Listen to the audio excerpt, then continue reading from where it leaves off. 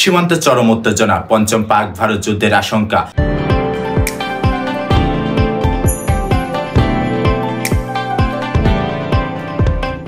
ভারত ও পাকিস্তান সীমান্তে চরম উত্তেজনা ছড়িয়ে পড়েছে। দুই দেশের সেনাবাহিনীর মধ্যে গোলাগুলি বিনিময় শুরু হওয়ায় যুদ্ধ পরিস্থিতির আশঙ্কা দেখা দিয়েছে। উভয় দেশ নিয়ন্ত্রণ রেখা লাইন অফ কন্ট্রোল বরাবর যুদ্ধ বিমান, ট্যাঙ্ক ও সাঁজোয়া যান মোতায়েন করেছে বলে জানা যায়। সম্প্রতি পাকিস্তানের সেনাপ্রধান আসিম মুনির ঘোষণা দিয়েছেন, কাশ্মীরের জন্য 10টি যুদ্ধ হলেও করব, একদিন পুরো কাশ্মীর পাকিস্তানের হবে। এর পরপরই সীমান্তে সংঘর্ষ শুরু হয়। পাকিস্তান গণমাধ্যম জানিয়েছে, এই গোলাগুলিতে তাদের সেনাবাহিনীর 2 সদস্য ও 2 জন সাধারণ নাগরিক আহত হয়েছে। অন্যদিকে ভারতীয় সেনাবাহিনী জানিয়েছে, পাকিস্তান একতরফাভাবে গুলি চালালে তারা পাল্টা জবাব দেয়।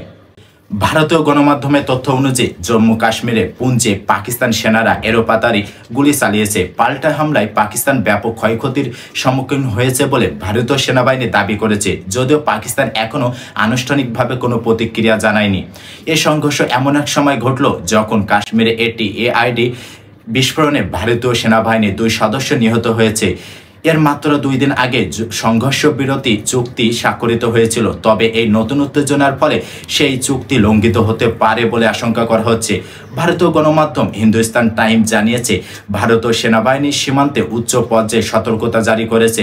একই সঙ্গে পিটিআই জানিয়েছে, জম্মু কাশ্মীর সীমান্তে পাকিস্তান সেনারা সংঘর্ষ বিরতি লঙ্ঘন করে গুলির ফলে ভারতীয় বাহিনী পাল্টা জবাব দেয়। এদিকে মঙ্গলবার জম্মু কাশ্মীরের আংখুরে নিয়ন্ত্রণ রেখায় তল্লাশি অভিযানের সময় বিস্ফোরণে নিহত হয় ভারতীয় 2 সেনা। এর পরের দিনে কৃষ্ণাঘাটি সেক্টরে বরাবর যুদ্ধবিরতি চুক্তি লঙ্ঘন করে পাকিস্তান সেনারা ভারতীয় সেনাদের লক্ষ্য করে এলোপাতাড়ি গুলি চালায় বলে অভিযোগ উঠেছে।